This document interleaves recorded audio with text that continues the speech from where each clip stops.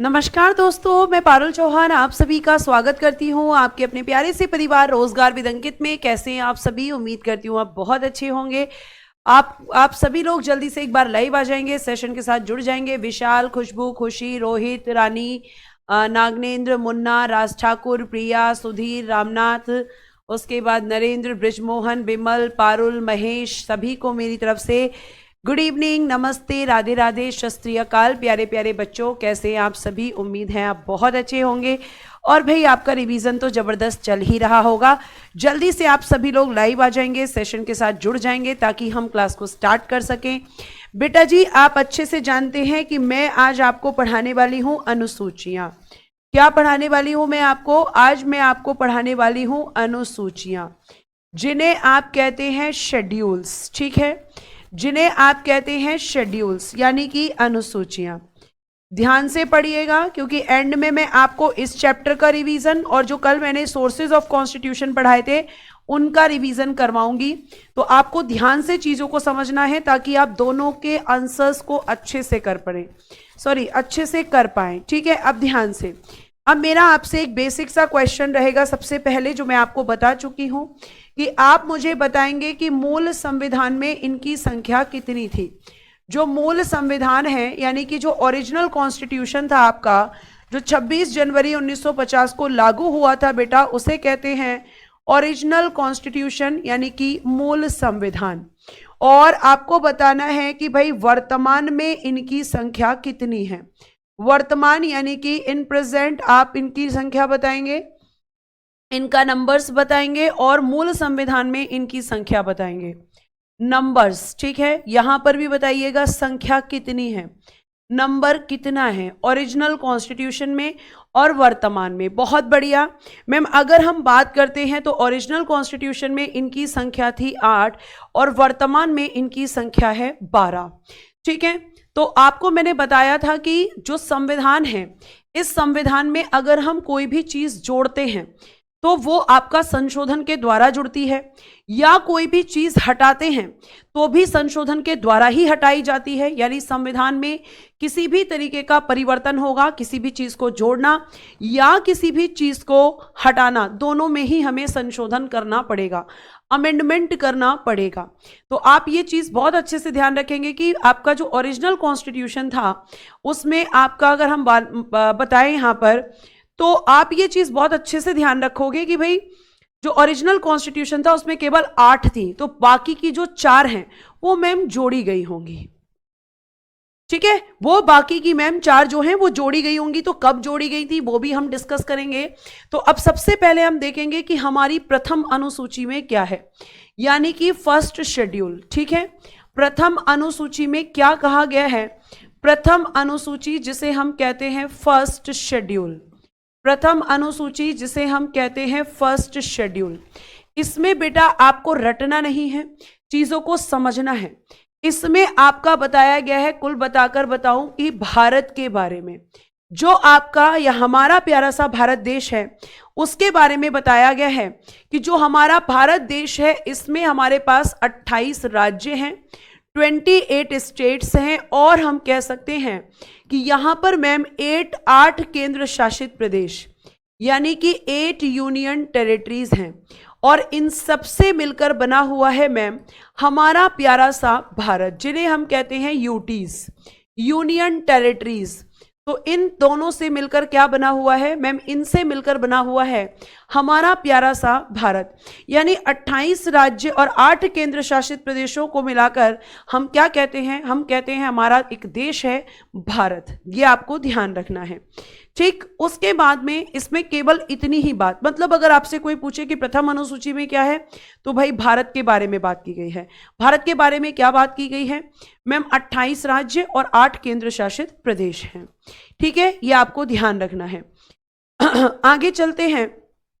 आगे अगर हम बात करते हैं तो नेक्स्ट है आपकी सेकंड शेड्यूल। सेकंड में किसके बारे में बात की गई है? सिंपल एक वर्ड आपको याद रखना है कि सैलरी की बात की गई है, यानी मैम वेतन की बात की गई है। तो भाई किसका वेतन, किसके वेतन की बात की गई है? जैसे बेटा राष्ट्रपति जी का वेतन, ठीक है, प्रेसिडेंट की सैलरी की बात आपकी की गई है। उसके बाद में हम बात करते हैं गवर्नर का वेतन, यानी कि राज्यपाल की सैलरी की बात की गई है, राज्यपाल।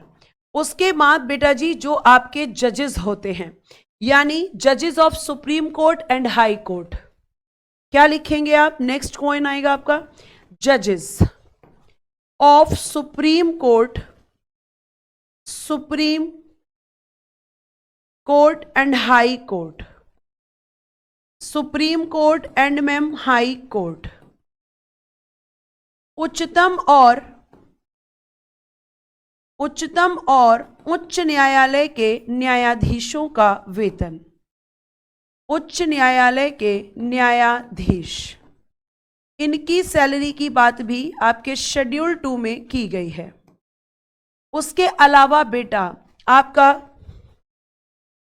Speaker and deputy speaker, speaker and deputy speaker, यानी अध्यक्ष और उपाध्यक्ष का वेतन, अध्यक्ष और उपाध्यक्ष, इनके वेतन की बात की गई है।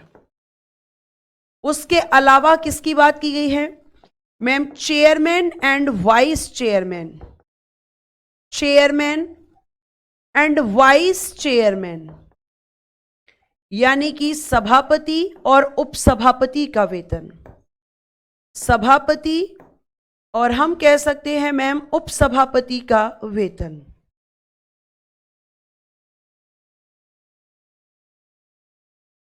सभापति और उपसभापति, इनके वेतन की बात की गई है। ठीक है। उसके अलावा बेटा आपके जो होते हैं यहां पर एक होता है कैग, जिसको आप कहते हैं comptroller, comptroller and auditor general of India, auditor general of India, Bharat का नियंत्रक एवं महालेखा परीक्षक, भारत का नियंत्रक एवं महालेखा परीक्षक, आपके इनकी सैलरी की बात भी शेड्यूल 2 में की गई है। महालेखा परीक्षक, आपसे ये कम पूछा जाएगा कि किस किस की सैलरी की बात है, लेकिन आपसे ये जरूर पूछा जाएगा कि शेड्यूल 2 में क्या है। तो सैलरी, वेतन किसकी मैम? पदाधिकारियों की, जो कॉन्स्टिट्यूशनल ऑफिसर्स होते हैं उनकी सैलरी की बात यहां पर की गई है। ठीक है बेटा, हिंदी और इंग्लिश दोनों में लिखा हुआ है।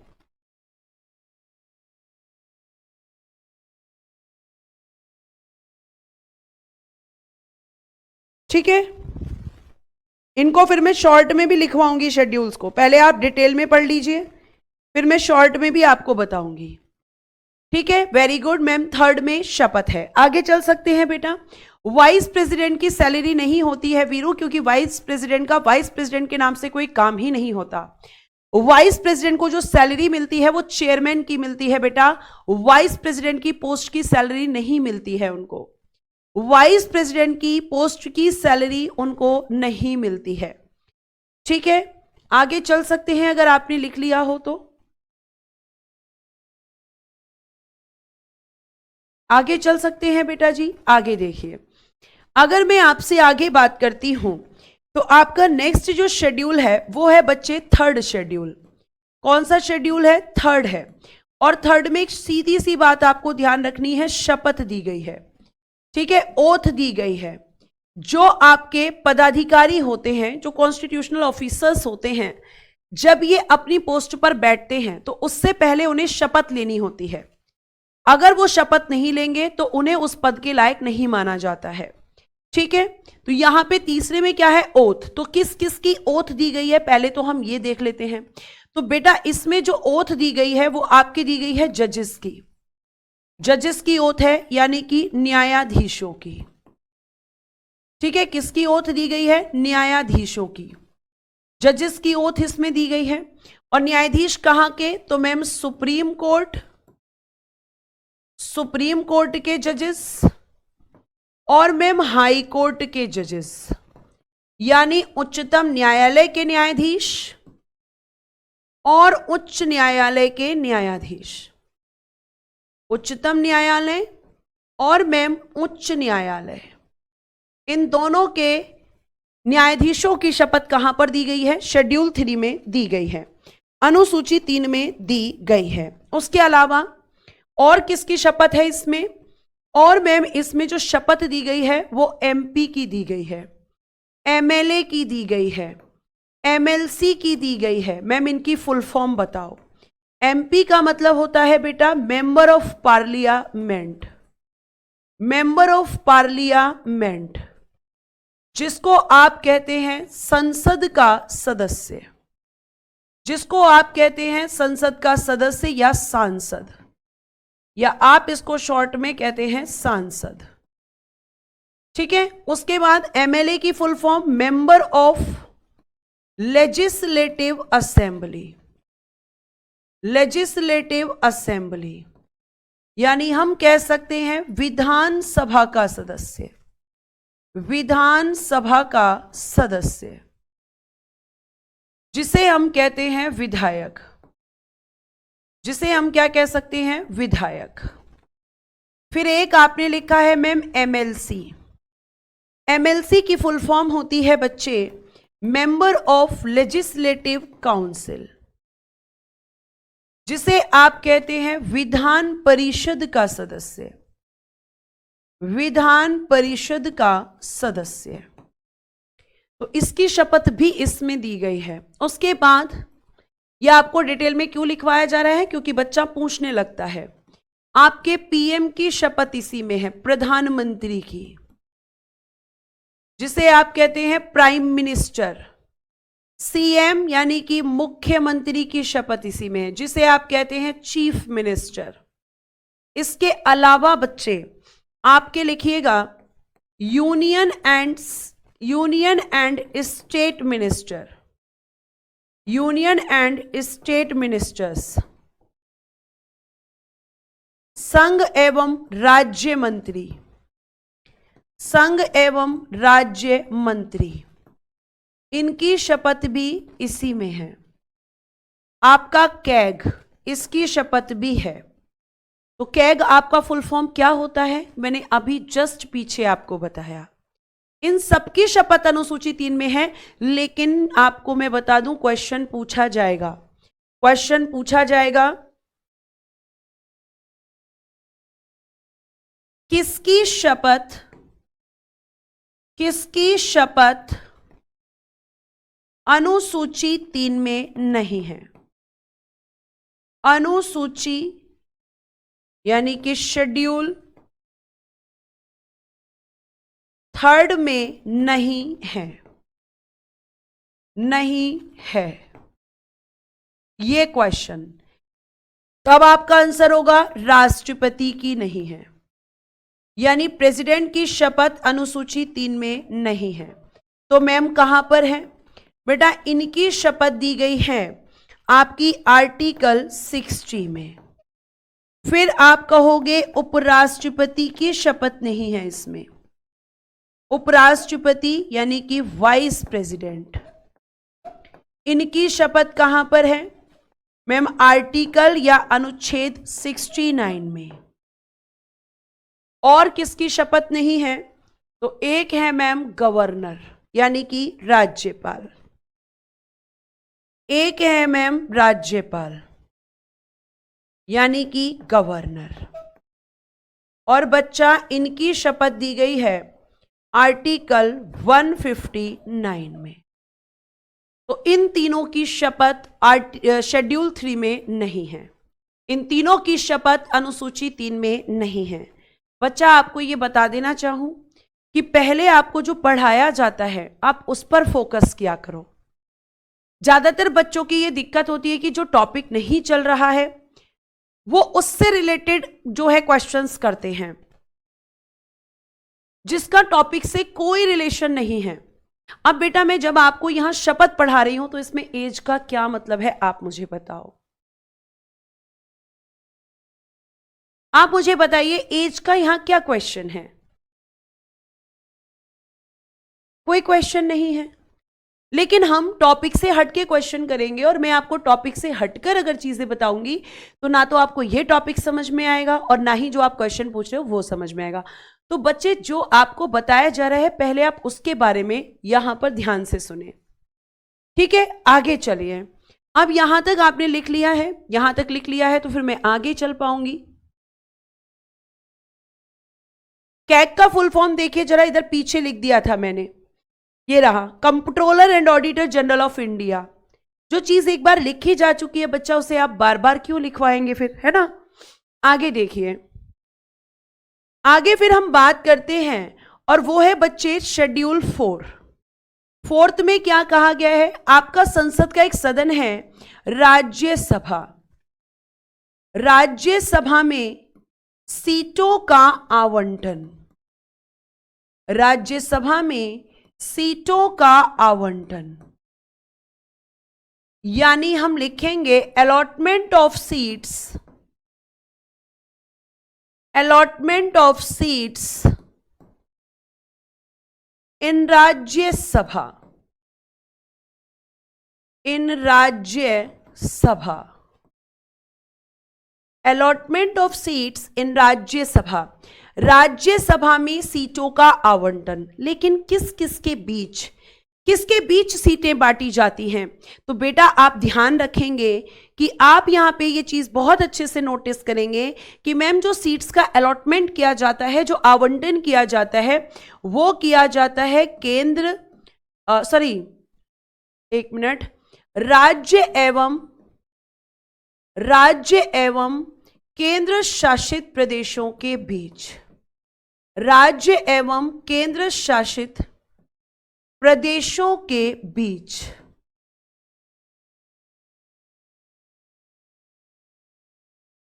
इन दोनों के बीच मतलब स्टेट और यूटीज के बीच में, इन दोनों के बीच। तो मैम कितने राज्यों को सीट दी गई है? तो बेटा जी 28 राज्यों को। लेकिन केंद्र शासित प्रदेश कितने हैं जिनको सीट दी गई है? केवल बच्चा 3 को। कौन कौन से हैं 3? फर्स्ट लिखिएगा दिल्ली, सेकंड लिखिएगा पुदुचेरी और थर्ड लिखिएगा बेटा जी, सेकंड लिखिएगा पुदुचेरी और थर्ड लिखिएगा बेटा जी जम्मू एंड कश्मीर। पूरा लिख देती हूं मैं, जम्मू एंड कश्मीर। मैम बाकी 5 को क्यों नहीं दी गई है? बाकी 5 केंद्र शासित प्रदेशों को सीटें क्यों नहीं दी गई हैं? क्योंकि बच्चे आप ध्यान रखेंगे, बेटा लिख लो इंग्लिश में, between state and UTs, states and UTs लिख लीजिए इंग्लिश में। मैम बाकी 5 को क्यों नहीं दी गई? बाकी 5 में विधानसभा यानी कि लेजिस्लेटिव असेंबली नहीं है। बाकी 5 में विधानसभा यानी कि लेजिस्लेटिव असेंबली नहीं है, नहीं है। इसीलिए इन 5 को नहीं दी गई, बस 3 को दी गई है। यानी राज्यसभा में सीटें उन्हीं को मिलेंगी जिनके पास विधानसभा होगी। जिस राज्य या जिस केंद्र शासित प्रदेश में लेजिस्लेटिव असेंबली विधानसभा होगी, केवल उन्हीं को क्या मिलेगी? उन्हीं को मैम केवल और केवल राज्यसभा में सीटें मिलेंगी। बाकी 5 में नहीं है। वो बाकी 5 कौन से हैं मैम? तो बेटा देखो, आपका एक है Andaman and Nicobar, Andaman and Nicobar island, ठीक है। उसके बाद है एक आपका लक्षद्वीप, एक है आपका दादर नागर हवेली, दादर नागर हवेली एंड दमन द्वीप, एंड दमन द्वीप। एक है बेटा जी आपका चंडीगढ़ और एक है बेटा जी लद्दाख। तो इन 5 में विधानसभाएं नहीं हैं, इसीलिए इन 5 को यहां पर सीटें नहीं हैं। इन 5 को लिख लेना, इन 5 को राज्यसभा में सीटें नहीं हैं। इन 5 को राज्यसभा में सीटें नहीं हैं, राज्यसभा में सीटें नहीं हैं। आप पूछोगे क्यों नहीं है? क्योंकि मैम इन पांचों में विधानसभा नहीं है, क्योंकि मैम इन पांचों में विधानसभा नहीं है, इसलिए इन पांचों को राज्यसभा में सीटें नहीं हैं। बेटा 159 होगा, मैंने 59 लिख दिया है क्या? नहीं, 159 ही तो लिखा है, सही तो है। 159 में है गवर्नर की ओथ, 59 में नहीं है बच्चे। ठीक है, तो इसका रीजन समझ में आया कि बाकी पांच में क्यों नहीं है। जल्दी से एक बार थम्स अप कर देंगे फटाफट, एक बार थम्स अप करेंगे या स्माइली कर देंगे, अपनी प्यारी प्यारी सी स्माइली दे दिया करो भाई, है ना। आगे देखिए फिफ्थ में क्या है। फिफ्थ में बेटा जी बात की गई है एससी और एसटी की। फुल फॉर्म मैं आपको बता चुकी हूं, शेड्यूल कास्ट, शेड्यूल ट्राइब्स, अनुसूचित जाति और अनुसूचित जनजाति। ये जो होते हैं प्यारे बच्चे, अगर हम इनकी बात करते हैं तो एससी एसटी के जो क्षेत्र हैं, एससी एसटी क्षेत्रों के प्रशासन एवं नियंत्रण को लेकर, प्रशासन एवं नियंत्रण, यानी हम कह सकते हैं कि administration and control, administration and control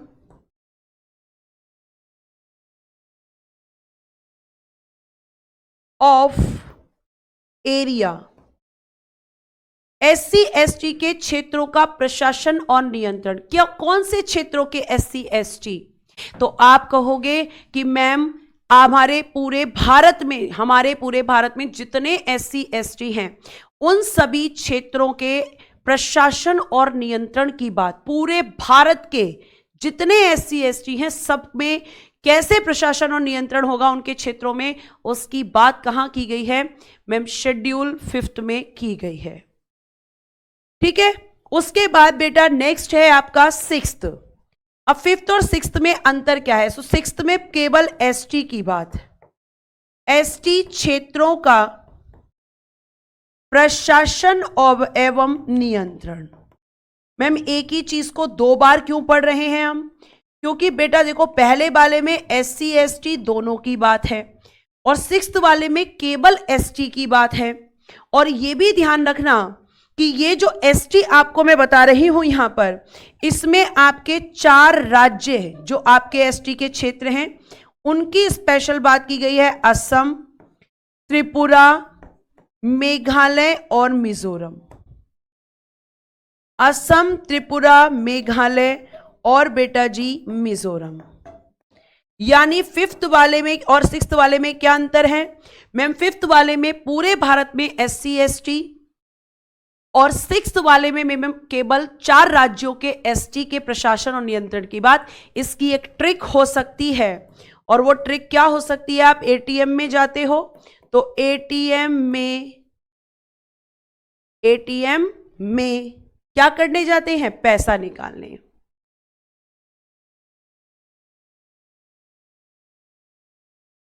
ठीक है, इतनी बात समझ में आई है। ये आपकी सिक्स्थ शेड्यूल हो चुकी हैं। और जब मैं एंड में रिवीजन कराऊंगी ना, एकदम शॉर्ट में लिखूंगी, बिल्कुल शॉर्ट में, और तब मैं नहीं बोलूंगी तब आप बोलेंगे, तब मैं नहीं बोलूंगी तब आप बोलेंगे। ठीक है, आगे चल सकते हैं। आगे चलें बेटा, यस या नो बोलिए फटाफट।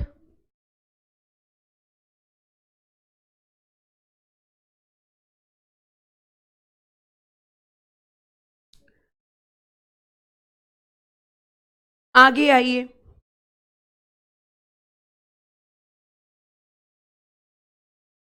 फिर देखिएगा सेवंथ, इसमें क्या किया गया है मैम? सातवीं अनुसूची यानी 7 दिन केंद्र और राज्य झगड़ा करते थे, तो यहां पे क्या किया गया है कि इनके झगड़े को सॉल्व किया गया है। केंद्र एवं राज्यों के बीच शक्तियों का विभाजन, केंद्र एवं राज्यों के बीच शक्तियों का क्या किया गया है? विभाजन। क्यों किया गया है शक्तियों का विभाजन? क्योंकि मैम ये लड़ते रहते थे, ये आपस में झगड़ा करते थे 7 दिन। देखो 7 दिन कौन झगड़ता था? केंद्र और राज्य।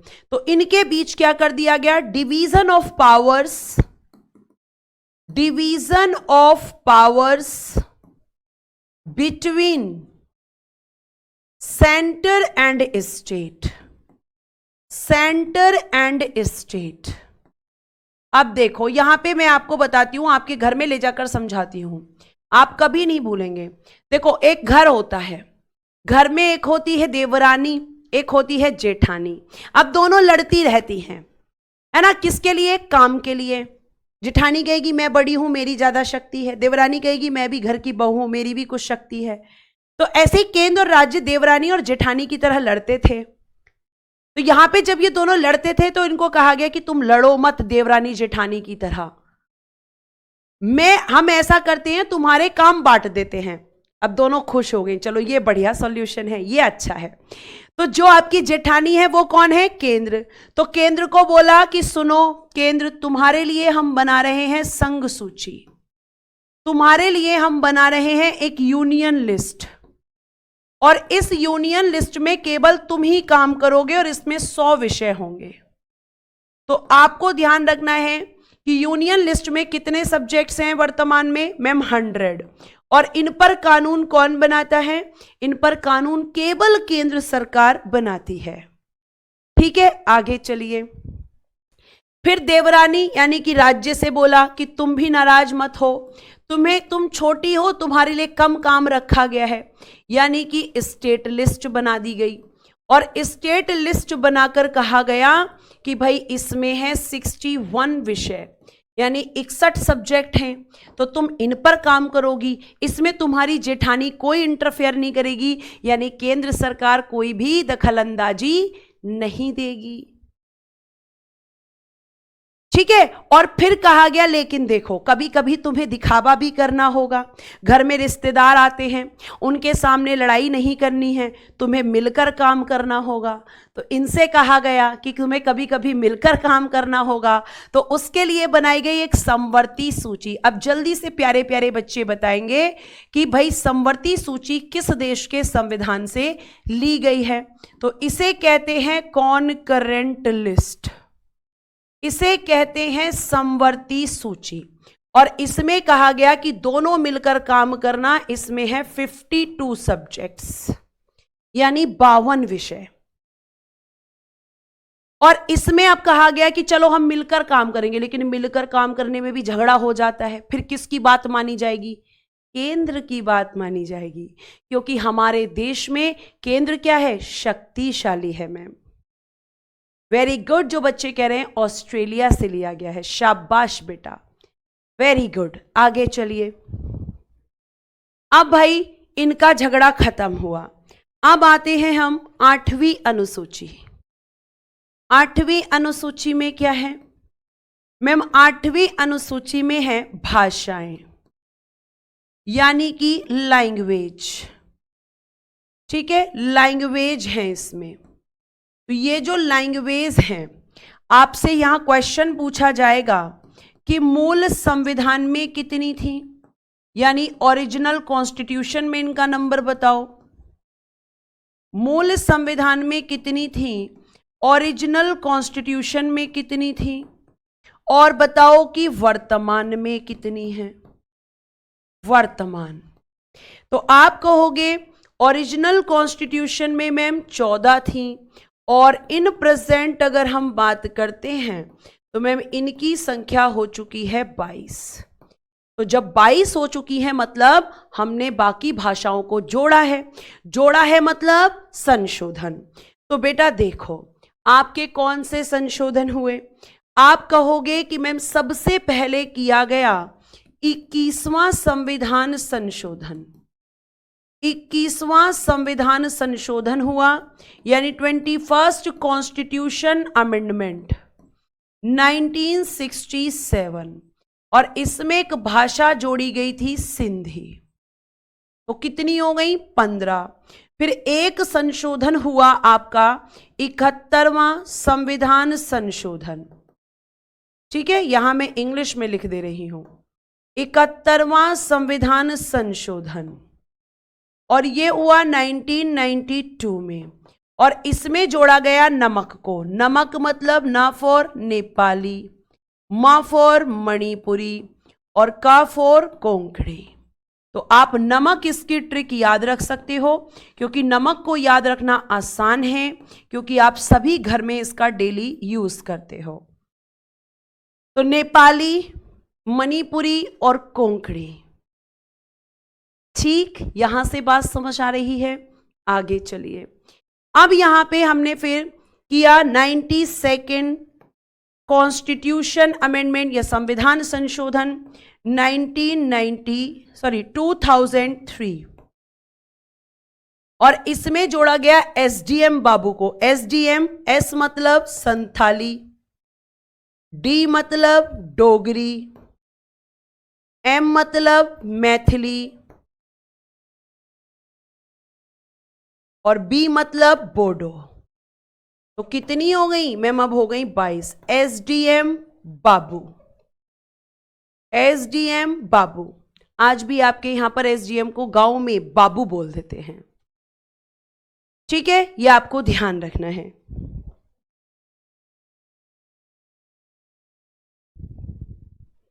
अनुसूचियां,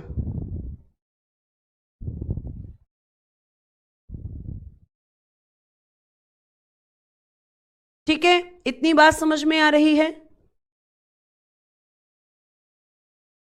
आ गई समझ में? बढ़िया से। तो कितनी भाषाएं हो गई मैम? अब हो गई 22। आगे देखिए। अब भाई मैम 9th शेड्यूल। अब 8 थी तो 9th शेड्यूल को क्या किया गया है मैम? इसे एड ऑन किया गया है मैम। इसे हमारे संविधान में जोड़ा गया।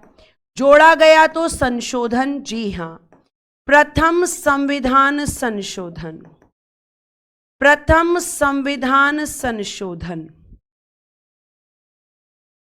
इसको अब मैं शॉर्ट में लिखूंगी 1951 में। इंग्लिश में लिखेंगे फर्स्ट कॉन्स्टिट्यूशन अमेंडमेंट 1951। सीए का मतलब है कॉन्स्टिट्यूशन अमेंडमेंट, ये आपको ध्यान रखना है। और अगर हम इसमें बात करते हैं तो जब इसको जोड़ा गया तो इसमें क्या है? इसमें मैम भूमि सुधार है, इसमें मैम लैंड रिफॉर्म्स किए गए हैं। लैंड रिफॉर्म्स यानी जो हमारे यहां पर पहले जमींदारी सिस्टम चलता था, उस कानून में सुधार करके हमने उन सुधारों को कहां रख दिया है? तो आप कहेंगे कि मैम उनको हमने 9th शेड्यूल में रखा है, 9th शेड्यूल में रखा है। तो 9वीं अनुसूची किस संशोधन के द्वारा? प्रथम संविधान संशोधन के द्वारा। यहां तक बात समझ में आई? आ गई हो तो फटाफट थम्स अप करें। रोहित कुमार कह रहे हैं कोर्ट में चैलेंज नहीं कर सकते। अब कर सकते हैं रोहित कुमार। 9th शेड्यूल के अंदर जो भूमि सुधार से संबंधित चीजें हैं उनको पहले कोर्ट में चैलेंज नहीं किया जा सकता था, लेकिन अब इसमें जुडिशियल रिव्यू हो सकता है, इसमें न्यायिक पुनर्विलोकन हो सकता है।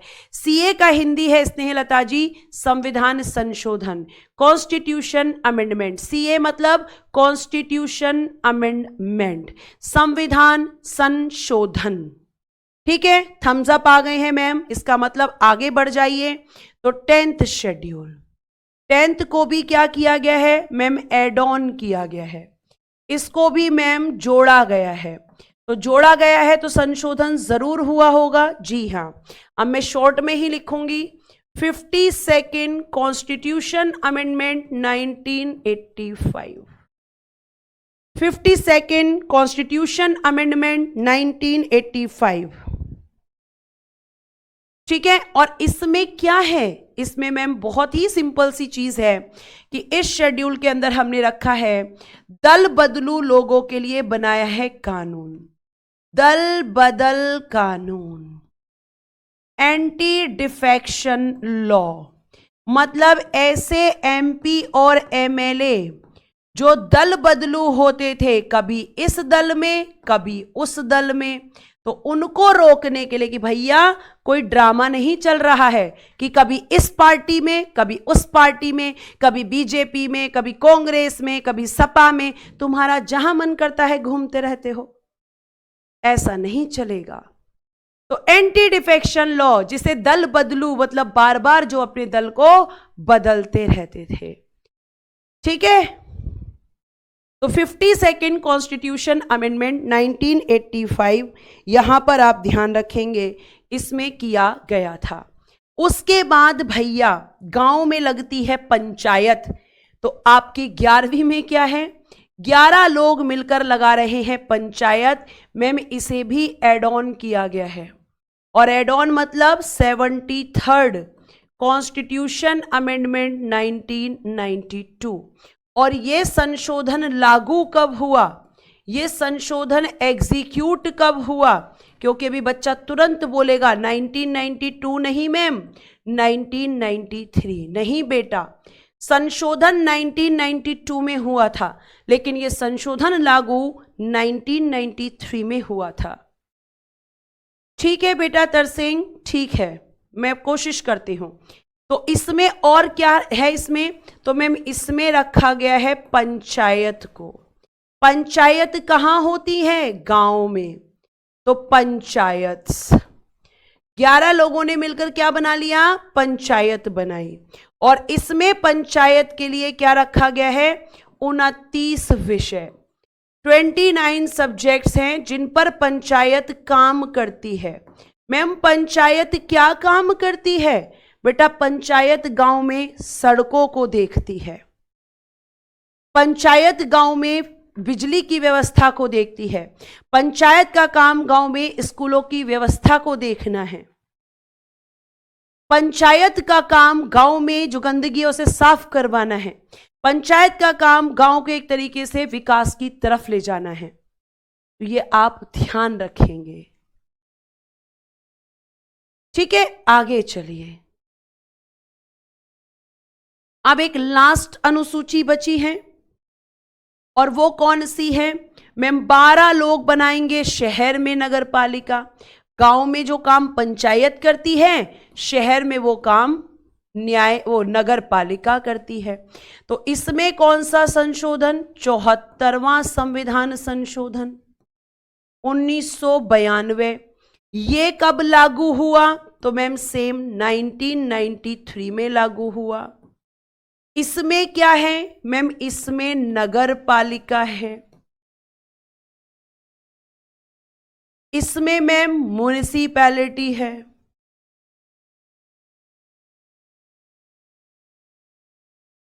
इसमें मैम म्युनिसिपैलिटी है। इसके लिए कितने विषय हैं, इसके काम करने के लिए 18 विषय हैं। जो काम गांव में पंचायत करती है, वही काम शहरों में नगर पालिका करती है। अब आ जाते हैं, पहले इसका रिवीजन करवाओ मैम अब, और तुम्हें बोलना है, मैं कुछ नहीं बोलूंगी, सब तुम बोलोगे। अब मैं कुछ नहीं बोलूंगी, क्योंकि मेरा बोलने का काम खत्म, अब तुम्हारा शुरू। हम बनाते हैं एक रिवीजन स्लाइड, हम बनाते हैं एक रिवीजन स्लाइड। चलो बेटा, फर्स्ट, सेकंड, शॉर्ट में करना है revision, third, fourth, fifth, sixth. चलो पहले सिक्स्थ तक करते हैं, 6 पहले कर लेते हैं, फिर 6। बताओ पहले वाले में क्या है, पहले वाले में बताओ जल्दी से क्या है, क्या लिखूं मैं पहली अनुसूची में, बोलते जाना है तुम्हें, यही रिवीजन है। शॉर्ट नोट बनाएंगे अब हम अनुसूची का, कि हमें शॉर्ट में पढ़ना है तो कैसे पढ़ना है। बताओ जल्दी क्या है इसमें, जल्दी से बताइए फटाफट।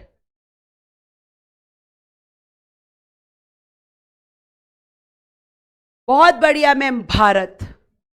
इसमें क्या है, भारत मतलब स्टेट 28 और 8 यूटीज, इसमें मैम भारत है। दूसरे में क्या है बेटा, दूसरे में, बहुत बढ़िया मैम, दूसरे में वेतन है। तीसरे में क्या है मैम, शपथ है। चौथे में बताओ क्या है, वेतन, शपथ, बहुत बढ़िया। चौथे में बताओ, तुम्हारी बारी है अब, मेरी बारी खत्म। बारी बारी से गेम खेलना है ना, बताओ चौथे में क्या लिखूं? बहुत बढ़िया, बस हिला दो कमेंट बॉक्स को पूरा बढ़िया करके, तहलका मचा देना है। जैसे पेपर में तहलका मचा रहे हो, मतलब सॉरी, जैसे क्लास में तहलका मचा रहे हो, ऐसे पेपर में भी तहलका मचाना, ठीक है? बहुत बढ़िया। राज्यसभा में सीटों का आवंटन, राज्यसभा में सीटों का आवंटन है मैम, सीटों का आवंटन। और पांचवे में क्या है? अरे वाह मैम, पांचवे में भी एडवांस बता रहे हैं, SC ST इनका प्रशासन एवं नियंत्रण, प्रशासन एवं नियंत्रण। छठे में क्या है? छठे में बताओ जल्दी, छठे में क्या है? बहुत बढ़िया मैम, केबल ST इनका प्रशासन एवं नियंत्रण कौन कौन से राज्य हैं? असम, मेघालय, या पहले लिखेंगे त्रिपुरा ट्रिक के हिसाब से, मेघालय और मिजोरम। बहुत बढ़िया, शानदार, बहुत शाबाश बच्चों। उसके बाद नेक्स्ट सेवंथ में क्या है बताना जल्दी, सेवंथ बताओ, एट्थ बताओ, सेवंथ में क्या है? सेवंथ बताओ जल्दी। सातों दिन झगड़ा कौन कर रहा है? बहुत बढ़िया मैम, केंद्र एवं राज्य झगड़ा करते हैं, केंद्र एवं राज्यों के बीच शक्तियों का विभाजन, केंद्र एवं राज्यों के बीच शक्तियों का विभाजन, division of powers between centre and state. शाबाश। एट्थ शेड्यूल में क्या है बेटा? एट्थ शेड्यूल में क्या है?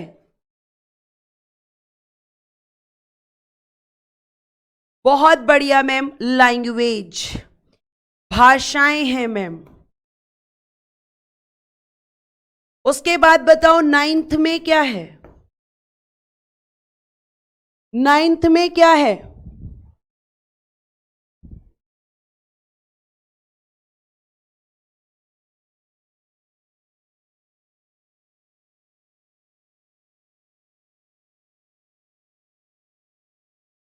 बहुत बढ़िया मैम, भूमि सुधार, लैंड रिफॉर्म्स। शाबाश, भूमि सुधार।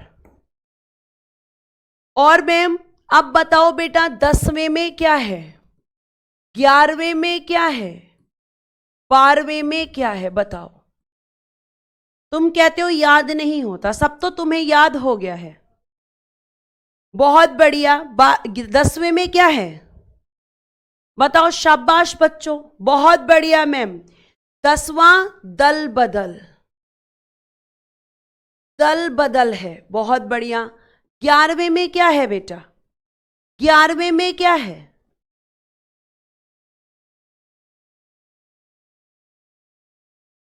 पंचायत। बहुत बढ़िया। 12वें में क्या है? 12वें में बताइए क्या है?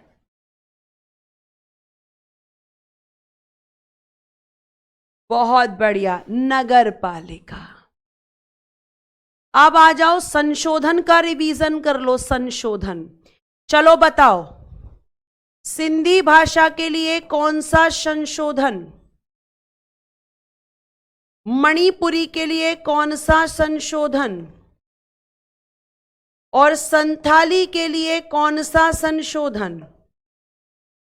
और बताओ कि आपकी 9वीं अनुसूची में कौन सा संशोधन, 10वीं में कौन सा, 11वीं में कौन सा और 12वीं में कौन सा संशोधन? अरे वाह मैम, सिंधी के लिए लिख दो फटाफट 21वां संविधान संशोधन।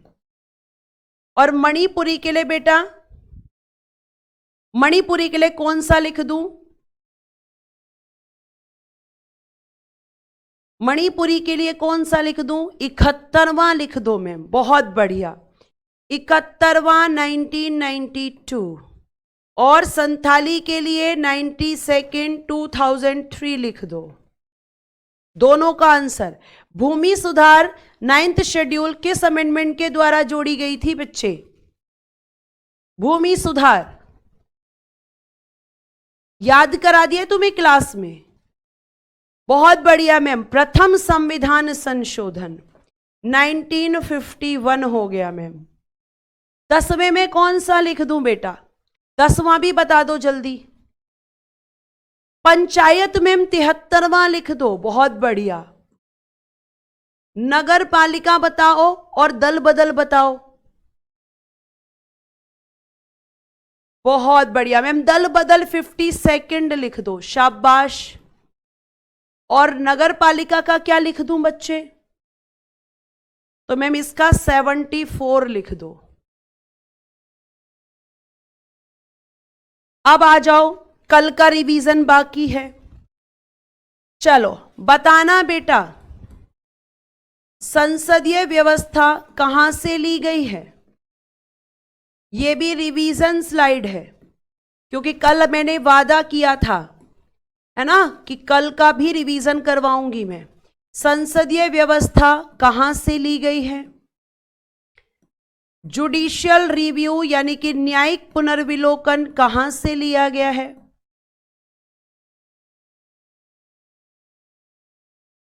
उपराष्ट्रपति का पद कहां से लिया है? उपराष्ट्रपति का पद कहां से लिया है? एकल नागरिकता को कहां से लिया है? मौलिक अधिकार कहां से लिए हैं? मौलिक अधिकार कहां से लिए हैं? आंसर करते जाओ। Fundamental rights.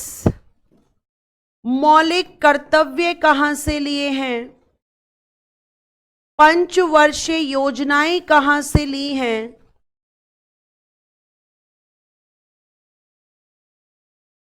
5 year plans. राज्य के नीति निदेशक तत्व कहां से लिए हैं? राज्य के नीति निदेशक तत्व। महाभियोग कहां से लिया है? महाभियोग मतलब इम्पीचमेंट, ये कहां से लिए हैं हमने? बताइए कहां से लिया है इनको? संसदीय व्यवस्था, parliamentary system, Britain.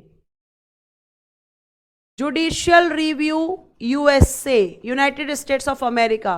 USA, Britain. और मौलिक अधिकार बताइए कहां से लिए हैं? बहुत बढ़िया मैम, यूएसए।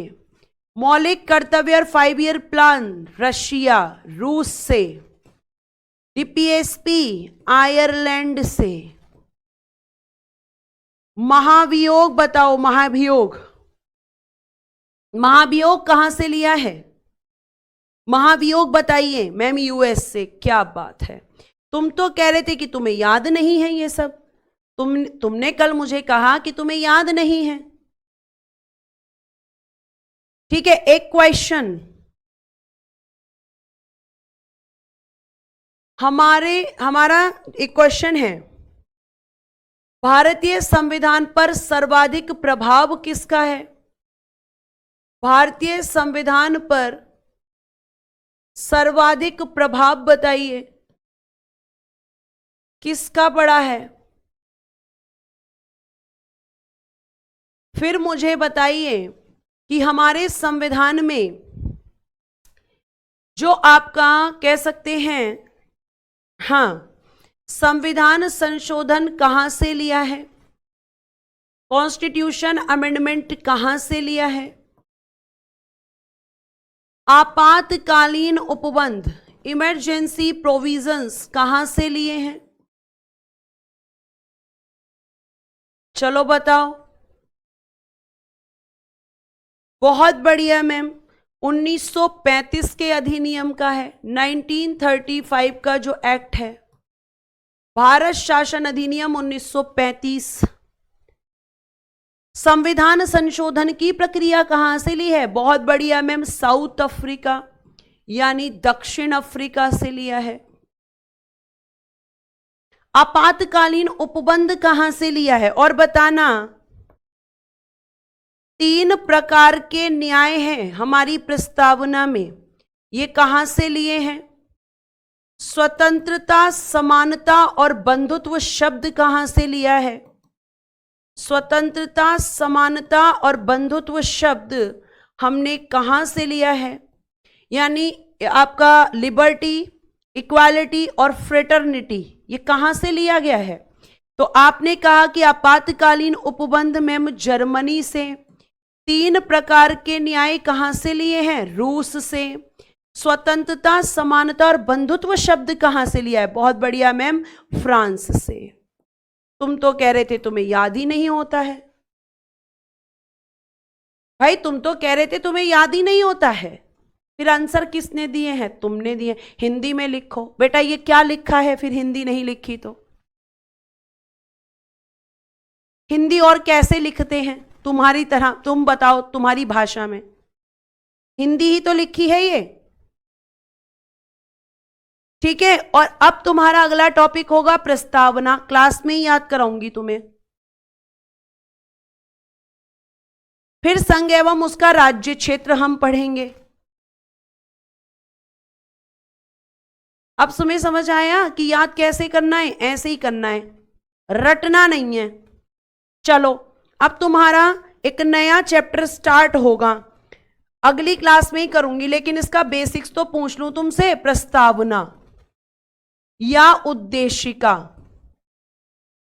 या जिसे तुम कहते हो प्रीएम्बल, या जिसे तुम कहते हो प्रीएम्बल, यानी प्रस्तावना और उद्देशिका अलग अलग नहीं है मैम, एक ही है मैम, ठीक। तो चलो भाई, अब मुझे इसी बात पे शानदार तरीके से बता दो कि प्रस्तावना का विचार कहां से लिया है?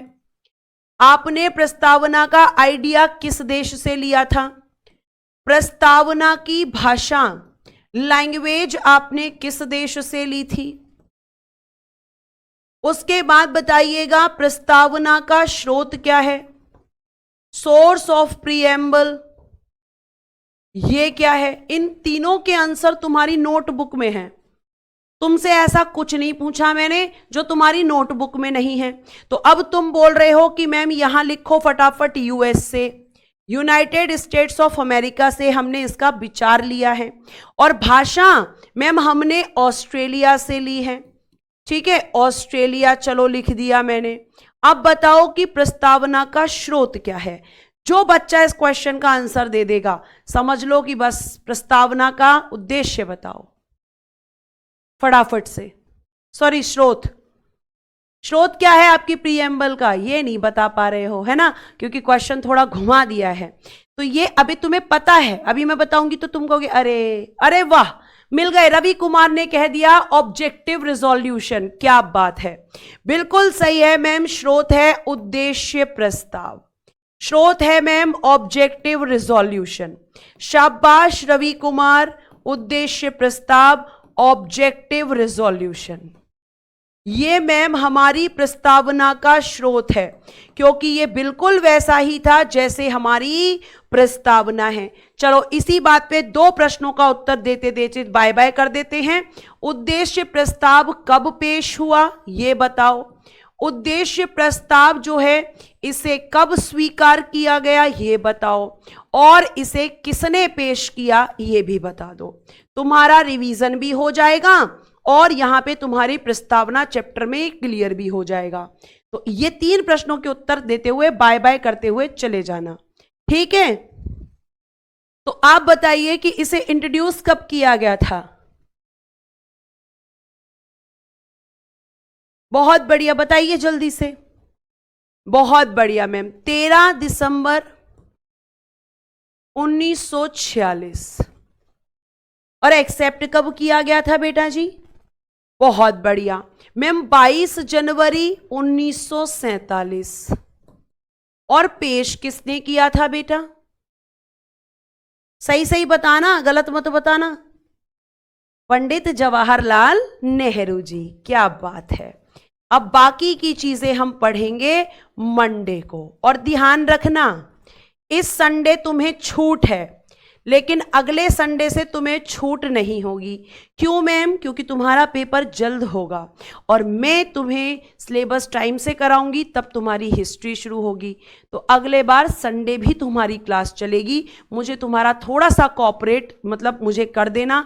क्यों कर देना? ताकि मैं तुम्हारा सिलेबस बढ़िया से शानदार से करा सकूं और तुम्हारा क्वेश्चन पेपर में ना छूटे। क्लास तुम्हें अच्छी लगी हो तो अपनी छोटी छोटी सी प्यारी प्यारी सी स्माइली करके ज़रूर जाना।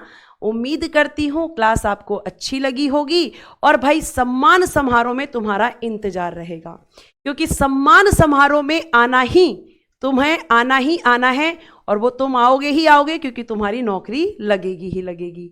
इसी जुनून के साथ तुम्हें पढ़ना है, इसी जुनून के साथ खुद को तैयार करना है। ये शब्द कभी अपने दिमाग में मत लाना कि मेरा नहीं होगा, तुम्हारा ही होगा।